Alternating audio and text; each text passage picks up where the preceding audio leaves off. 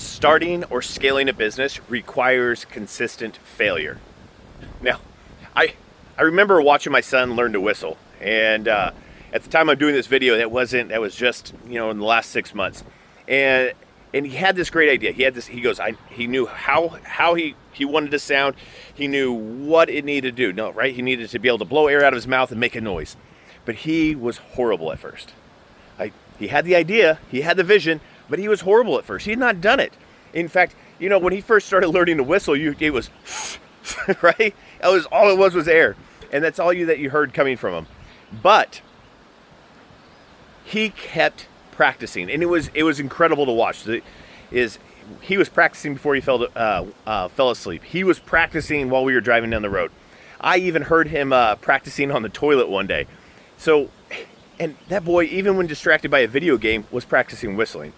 So daily, he was putting in effort. And each day, he would have success while he did it, and each day he would have a failure. He'd have to set like a fallback. But during that entire process, he was learning. He was growing and getting a little bit better. And you know what actually came with that was confidence and knowledge. Because every single time that he failed, and then he persevered and got back on his feet and tried to blow air out his mouth again to whistle, he got a little bit better. See, this is why scaling or starting a business requires consistent failure.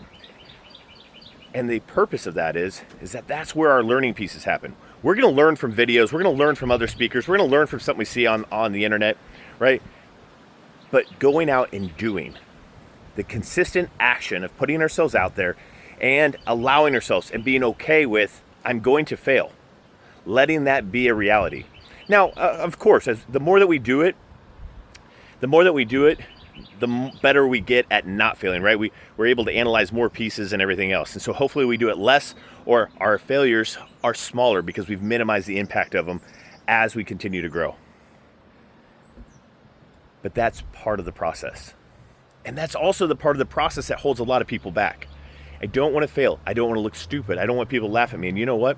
At the end of the day, as long as you keep moving forward, if you tell yourself that I don't have an option to fail, even if I go down and I have no money left in the bank account, it does not mean that it's over at that point.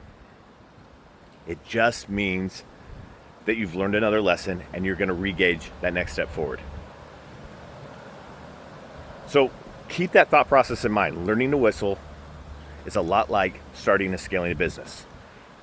And with time, you're going to gain more resilience, you're going to gain more confidence, and like I said, your failures get a little bit smaller and less impactful on the business because you've learned from those past mistakes as you learned to whistle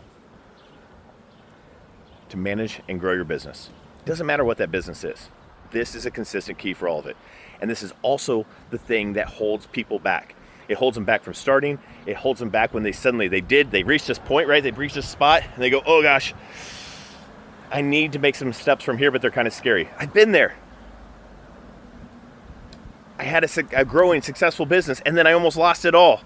And then I built it back up and was able to sell it. Like, I've been there, I felt that. But keep that in the back of your mind. It is okay, and you should expect to fail. Everybody does it, and it's one of the best learning pieces. All right, we'll talk more about how to minimize that failure in another video. See you guys inside the Dreamer Project.